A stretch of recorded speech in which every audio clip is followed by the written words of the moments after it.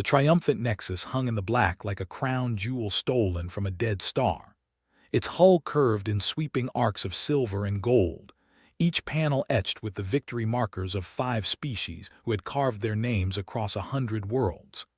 Inside the observation dome, 5 commanders stood in a loose circle, watching holographic displays that showed Earth's outer defense perimeter. Commander Vorth of the Vrul Dominion clicked his talons against the floor. His scales shimmered copper in the dim light. "Look at them, truly look." He gestured with a 3-fingered hand at the display. 15 human ships drifted near the asteroid belt. Their design was blocky, functional, nothing like the elegant curves of the Nexus. They brought railguns to a plasma fight. Commander Yenna of the Syndicate Collective let out a sound that passed for laughter among her species. Her 6 eyes blinked in sequence. The intelligence reports called them persistent, as if that word means anything when facing a Convergence-class dreadnought. "We could end this before the next rotation cycle," said Commander Torev, his massive frame armored in the black carapace of the Hive Ascendancy. His mandibles clicked with impatience. 5 ships, perhaps 6 if we count that supply vessel trailing behind. Why are we waiting? The 5th commander, a slender figure named Seraphine of the Luminari Conquered, remained silent. Her people rarely spoke among such company. She studied the human ships with an intensity that made the others uncomfortable. "There are 15 visible ships," she said finally, "but the thermal readings beneath the asteroid field suggests nothing," Vorth interrupted. "Your people see threats in every shadow, Seraphine. That's why the Luminari lose wars. You hesitate." He turned to face the others, spreading his arms wide. "I have faced the Krell marauders. I have broken the Orathian wall. I have seen species beg for mercy before their first shot missed its target. Humans are nothing. Their ships are nothing. Their history is nothing." Torev's laugh rumbled through the chamber. 20,000 years of galactic civilization, and these creatures barely achieved spaceflight 3 centuries ago. They still burn chemical fuel for atmospheric transit. Chemical fuel. Yenna's holographic display zoomed in on one of the human ships. Their flagship, if we can call it that, has visible weld marks, patch repairs. They cannot even maintain their hulls properly. Vorth stepped closer to the observation window. The human fleet hung motionless, tiny specks against the darkness. He imagined the fear spreading through their crews right now. The desperation. The knowledge that 5 galactic powers had come to end their little rebellion. "Send the demand for surrender," he said. "Standard terms will give them 6 of their hours to respond." He paused, considering. "No, make it 3. I want to see them scramble." Yenna hesitated. "The human delegate on Dorani's VII, she said something strange before we executed her. She said, 'You haven't seen what we send when we're serious.'" Vorth turned, his yellow eyes narrowing. "And then you killed her. So what does her last breath matter?" The display flickered. One of the human ships was moving, breaking formation, heading directly toward the Nexus. Torev straightened. "That's either courage or stupidity." "Both," Vorth said. "Let them come. Let them see what they're begging for mercy from." None of them noticed Seraphine, still staring at her display, watching the thermal readings beneath the asteroid field. The numbers were rising, doubling, tripling.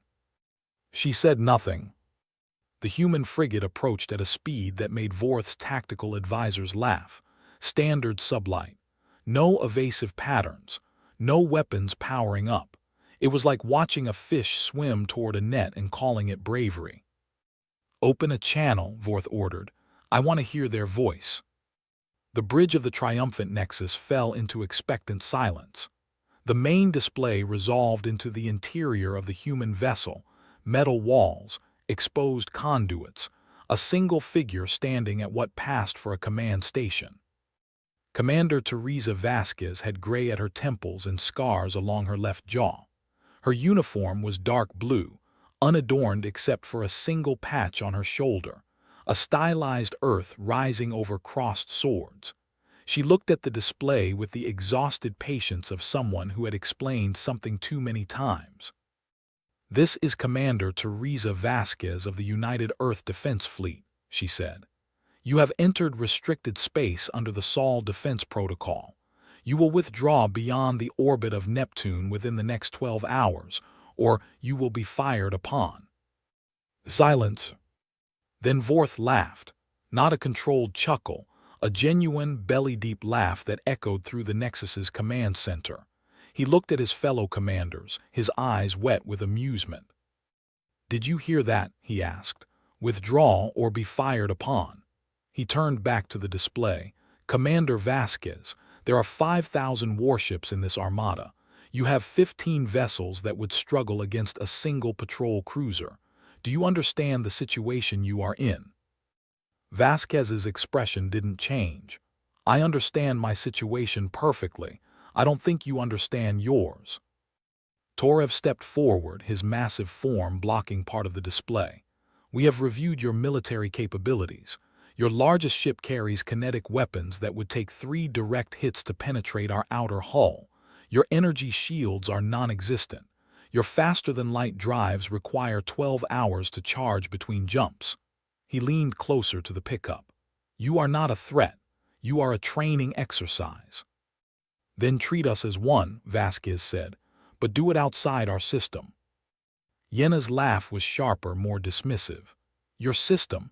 Child, this system belongs to whoever can hold it, and right now that is us." She glanced at Vorth. "I propose we demonstrate our capabilities. One shot, disable their frigate, let them watch their commander float in the void." Vorth considered it. It was a good suggestion, cruel enough to break morale, precise enough to avoid killing the messenger. He opened his mouth to give the order. Seraphine spoke first.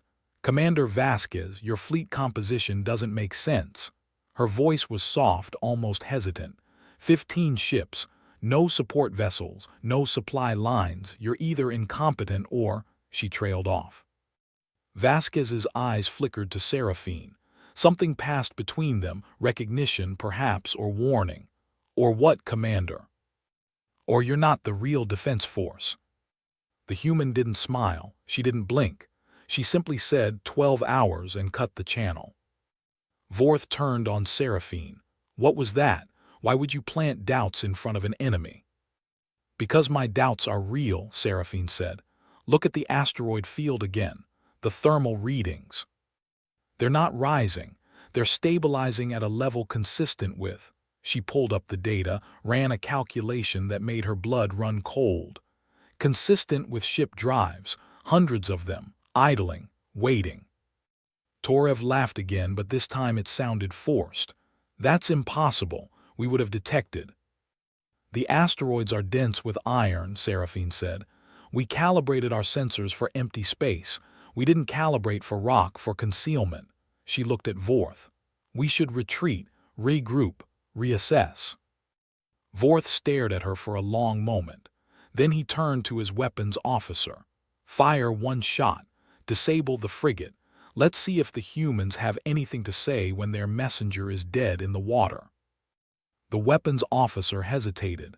"Sir, if there are ships in the asteroid field." "They're not there," Vorth said. "Fire." The plasma bolt crossed the distance in 3 seconds. It should have been enough. The human frigate had no shields, minimal armor, and a power signature that suggested its reactor was barely adequate for its size.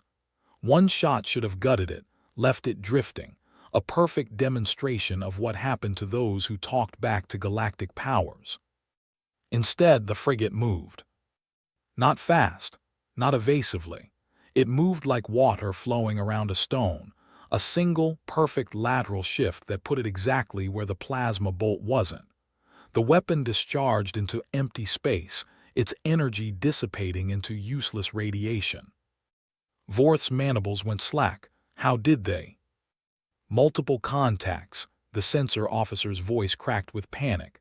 "Emerging from the asteroid field, dozens, no hundreds." The triumphant nexus shook as alarms blared across every frequency. The holographic display transformed into a nightmare. red icons flooding the tactical map, each one representing a human warship that had not existed 60 seconds ago. They emerged from behind asteroids, from beneath debris fields, from angles that should have been impossible to conceal. 300 ships. And they weren't the blocky, patched-together vessels the commanders had mocked. These were different. These were angular, aggressive, built around central spines that bristled with weapons the alien databases couldn't identify. Their hulls weren't scarred from poor maintenance. They were scarred from combat, from victories. Vorth watched his tactical display as the first human volley struck his forward cruisers. Railguns, yes, but not the antiquated models his intelligence had described. These projectiles moved at fractions of light speed, each one carrying enough kinetic force to punch through shields that had been calibrated for plasma weapons. 3 cruisers vanished from the display, not disabled, not damaged. Gone. Vaporized. "Evasive maneuvers," Vorth screamed. "Get me firing solutions." "We can't lock," the weapons officer shouted back. "Their drive signatures they're not following any pattern we recognize. They're moving like—" "Like what?" Vorth demanded. The officer's face, if you could call it a face, had gone pale. "Like nothing we've ever seen. They're accelerating at rates that should kill organic crews. They're changing direction without deceleration curves. Sir, these ships are not possible." Outside the observation dome, the battle unfolded in terrible silence. Human warships cut through the alien formation like blades through silk. Not random, methodical. Each shot targeted a specific system. Engines first, then weapons, then communications. The alien armada, so confident moments ago, dissolved into chaos. Torev grabbed the railing to steady himself. Where did they come from? How did they hide? "They were always there," Yenna whispered. Her 6 eyes were fixed on the display, watching her command ship's escorts die one by one. "The 15 ships, they weren't the defense force. They were the bait. We took the bait. We took all of it." A new icon appeared on the display. Massive. Moving from behind Jupiter's gravity well, a planet's bulk finally releasing something that had been hiding in its shadow. One ship, larger than the triumphant Nexus, larger than any ship any of them had ever seen. It didn't have weapons on its hull. It was weapons. Every surface, every angle, every protrusion, all of it designed for destruction. It moved with the slow, deliberate grace of something that knew nothing in the galaxy could stop it. Vorth's communicator crackled, Commander Vasquez's voice calm and clear. "You have 11 hours and 47 minutes left of your 12 hours. I suggest you use them wisely." The ship had a name. The human fleet broadcasted on every frequency, like a challenge or a prayer, last argument of kings. It hung in the blackness between the scattered remnants of the alien armada, its hull absorbing light rather than reflecting it. The triumphant Nexus, which had seemed so massive hours ago, looked like a child's toy next to this thing. Vorth stood frozen at the observation window, watching his reflection superimposed over the monster that had come to kill them. "Sir, we're receiving telemetry from the outer scouts." The sensor officer's voice trembled. "There are more ships, moving in from the outer system. They've been hiding in the Kuiper Belt, in the Uit Cloud, in places we didn't even scan because we assumed nothing could survive there." "How many?" Vorth asked. "We stopped counting at 800. Torev slammed his fist against the console. "This is insane. No species develops this kind of fleet capability without the galactic community noticing. Humans have been spacefaring for 3 centuries. 3 centuries. We've been spacefaring for 12,000 years and we don't have ships like that." "You do now," Yenna said quietly. "They're about to have yours." Another explosion rocked the Nexus, closer this time. The human warships had stopped firing. They didn't need to. They had formed a perimeter around the remains of the alien fleet, a ring of steel and fire that tightened with every passing minute. Seraphine hadn't moved from her station. She was watching the last argument of kings with an expression that looked almost like respect.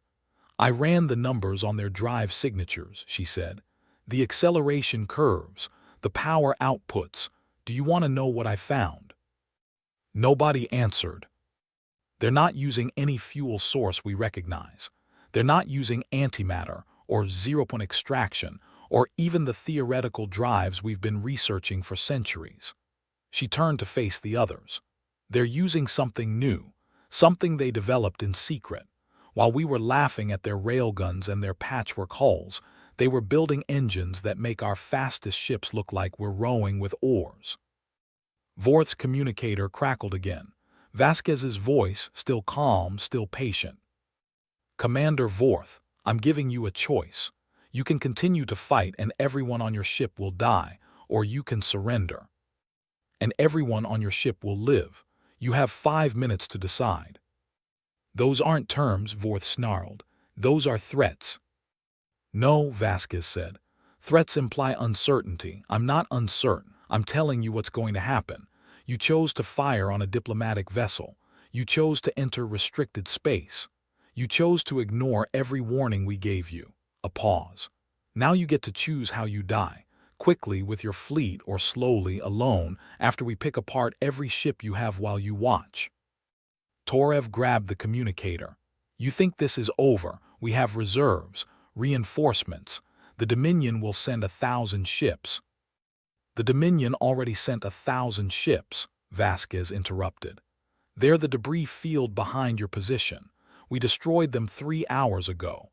Your long-range communications have been jammed for the last 2. Nobody is coming to help you." The observation dome fell silent. Seraphine closed her eyes. She had suspected.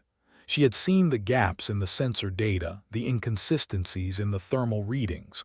But she hadn't spoken up. She had let the others mock, let them laugh, let them fire the first shot. And now 5 species were about to pay for her silence. "Commander Vasquez," Seraphine said, stepping toward the communicator. "The Luminari conquered surrenders, unconditionally. What are your terms?" Vasquez's reply came without hesitation. "Your ships will power down all weapons and shields. Your crews will assemble in designated escape pods.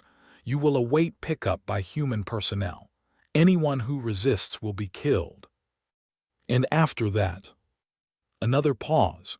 When Vasquez spoke again, her voice was different, softer, almost sad. "After that, you'll find out why the galaxy should have been afraid of us a long time ago." The hunt lasted 11 minutes. Not because the alien ships were weak. Not because their crews were cowards. The hunt lasted 11 minutes because the human battleships had been designed for exactly this moment. A confrontation where the enemy had no escape, no reinforcements, no hope. Vorth watched his command structure crumble in real time. The Syndicate ships surrendered first, Yenna's voice cracking as she ordered her fleet to stand down. The Hive Ascendancy followed 30 seconds later, Torev's pride collapsing under the weight of 300 human guns aimed at his flagship.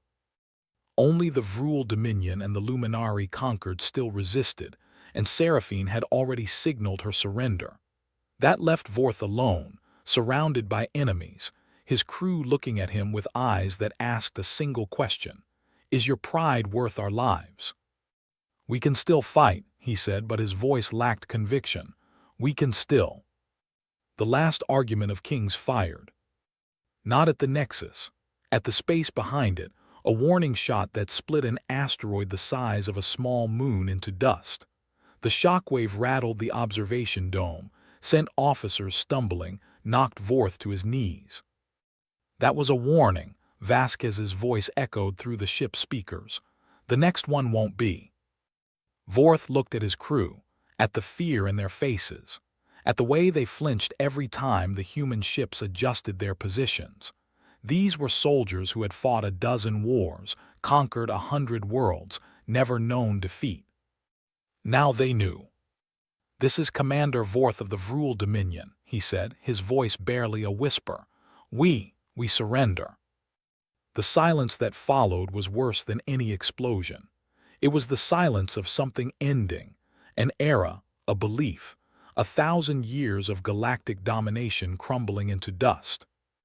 On the bridge of the last argument of kings, Commander Teresa Vasquez watched the alien flagship's weapons power down.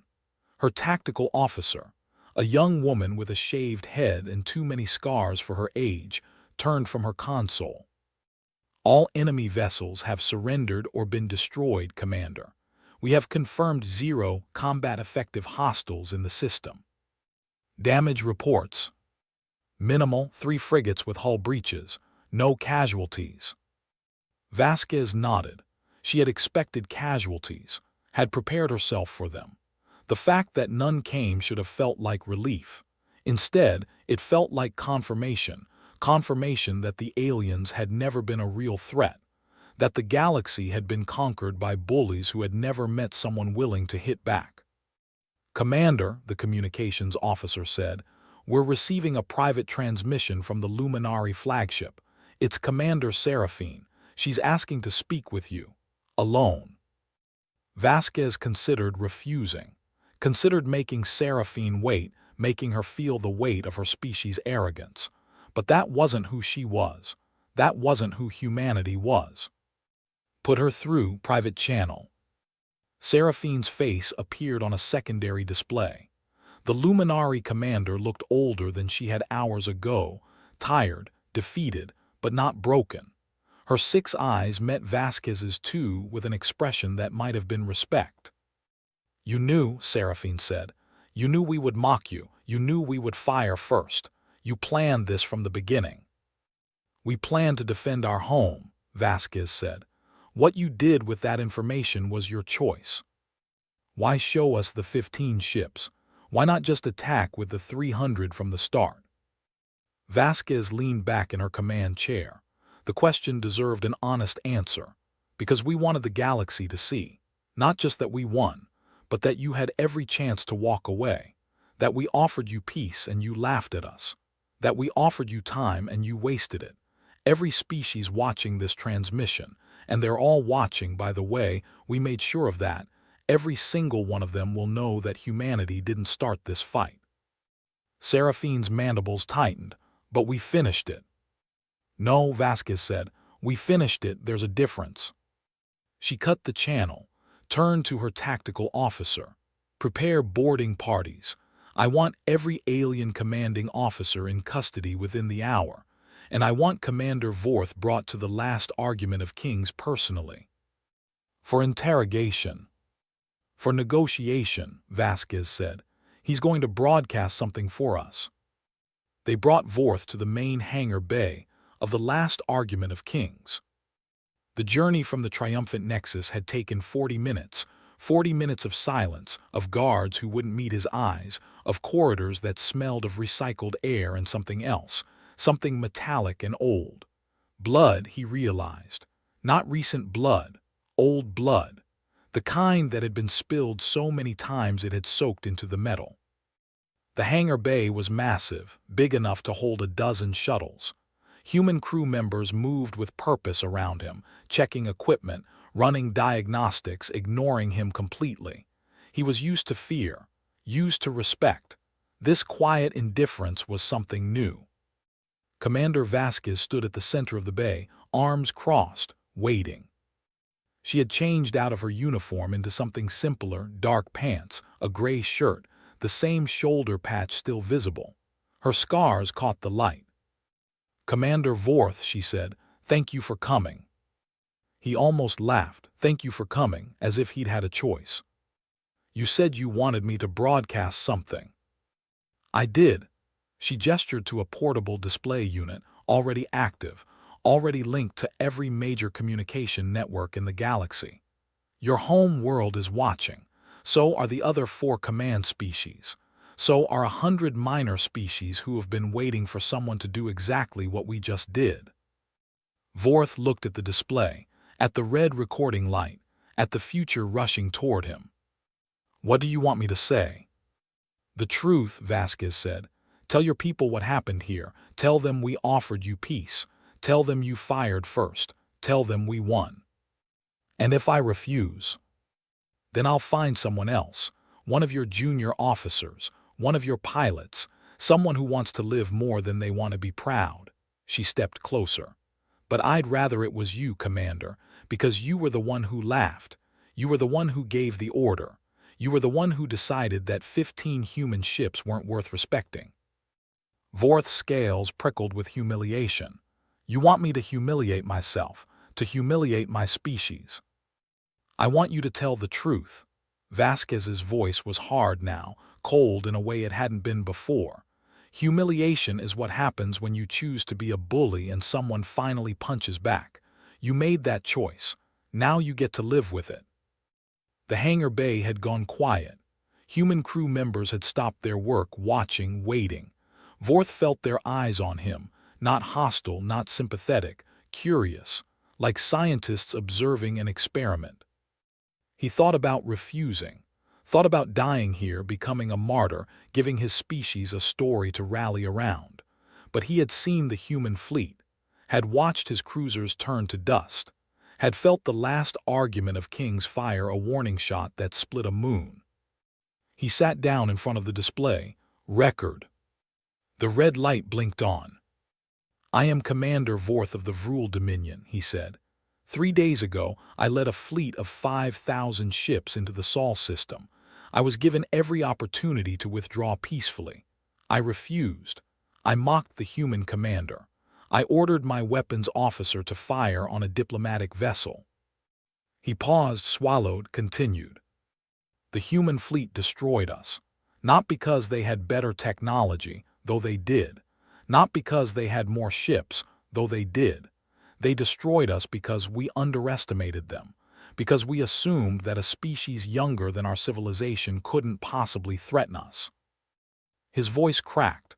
We were wrong. Humanity is not primitive. Humanity is not weak. Humanity is patient. They watched us for centuries, watched every species in the galaxy conquer, bully, enslave, and they waited.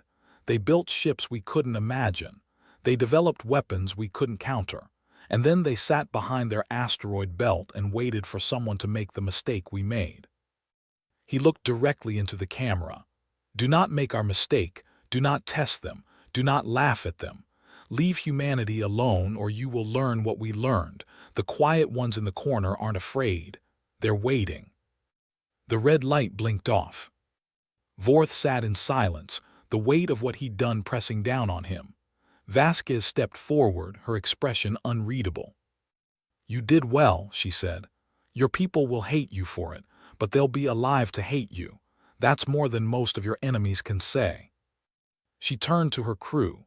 Get him back to his ship, and someone bring me the casualty reports from the other 4 fleets. I want to know exactly how many lives we saved by not killing everyone. As they led Vorth away, he heard one of the human crew members mutter to another, 5 commanders, 14 minutes of fighting, and they thought they were the dominant species. The other crew member laughed. Everyone thinks they're the dominant species, right up until they meet someone who disagrees. The galaxy changed in the weeks that followed. Not because humanity demanded it. Not because human ships patrolled every trade route or human diplomats dictated every treaty. The galaxy changed because the video of Vorth's broadcast spread faster than any plague, faster than any war, faster than any declaration of conquest. Species who had cowered for centuries watched the footage. Species who had bullied for just as long watched it too, and felt something they had never felt before: fear. On 100 worlds, governments recalculated their military budgets. On 1,000 worlds, civilians looked up at the stars and wondered if the quiet species in the corner of the galaxy was watching them too. Commander Teresa Vasquez stood on the observation deck of the last argument of Kings, watching Earth turn below her. Blue and green and white, fragile, beautiful home. Her ship had been built to defend that blue marble, and it had done its job.